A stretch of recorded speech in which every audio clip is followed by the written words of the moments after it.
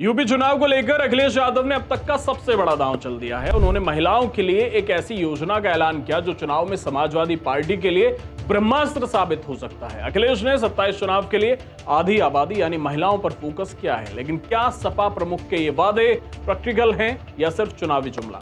अखिलेश यादव ने लखनऊ में आयोजित महिला सम्मान कार्यक्रम के दौरान ऐलान किया कि प्रदेश में समाजवादी पार्टी की सरकार बनने पर नारी समृद्धि योजना शुरू की जाएगी।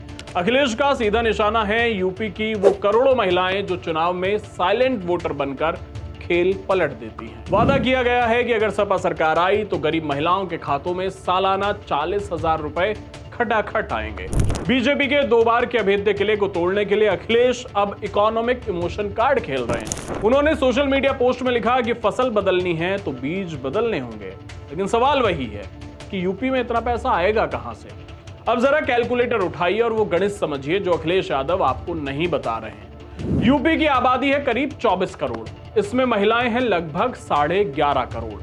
अगर अखिलेश सिर्फ गरीब और आर्थिक रूप से कमजोर महिलाओं को भी चुनते हैं तो ये संख्या कम से कम 5 करोड़ तक पहुंच जाएगी। 5 करोड़ महिलाएं और हर महिला को 40,000 रुपए, आंकड़ा बैठता है 2 लाख करोड़ रुपए, यानी राज्य के कुल बजट का 20 से 25% हिस्सा सिर्फ एक योजना में स्वाहा।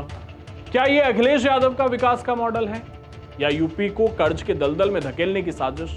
अगर 25% पैसा इस योजना में लग जाएगा तो दूसरी लोक कल्याणकारी योजनाओं का क्या होगा? और ये कोई हवाई बात नहीं है, कई उदाहरण हैं जहां ऐसे लुभावने वादे किए वहां के लोग आज त्रस्त हो गए। हिमाचल प्रदेश को देख लीजिए आप, वहां भी ऐसी ही गारंटियां दी गई थी। नतीजा, आज राज्य के पास अपने कर्मचारियों को सैलरी देने के पैसे नहीं है, वेतन में कटौती हो रही है, विकास ठप पड़ा है। दूसरा उदाहरण कर्नाटक है, वहां कांग्रेस सरकार ने मुफ्त की योजनाएं तो लागू कर दी, लेकिन अब उसे पूरा करने के लिए जनता की जेब काटी जा रही है। कहीं बसों का किराया बढ़ रहा है तो कहीं नए टैक्स थोपे जा रहे हैं। ये रेवड़ी कल्चर आखिर में आम आदमी की ही कमर तोड़ता है।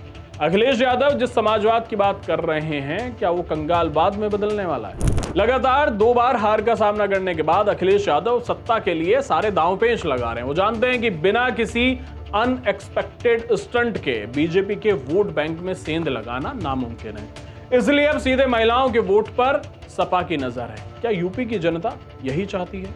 राजनीति में वादे करना आसान है, लेकिन उसे पूरा करना और राज्य की अर्थव्यवस्था को बचाए रखना असली चुनौती है। और असली चुनौती गुंडाराज वाली भी आएगी अखिलेश यादव के सामने, क्योंकि उनकी सरकार के समय क्या स्थिति थी, महिलाओं की क्या स्थिति थी, वो सब जनता के सामने है। क्या अखिलेश यादव के पास इसका कोई ठोस रोड मैप है या ये सिर्फ एक और चुनावी जुमला है? अपनी राय कमेंट बॉक्स में जरूर बताएं। धन्यवाद।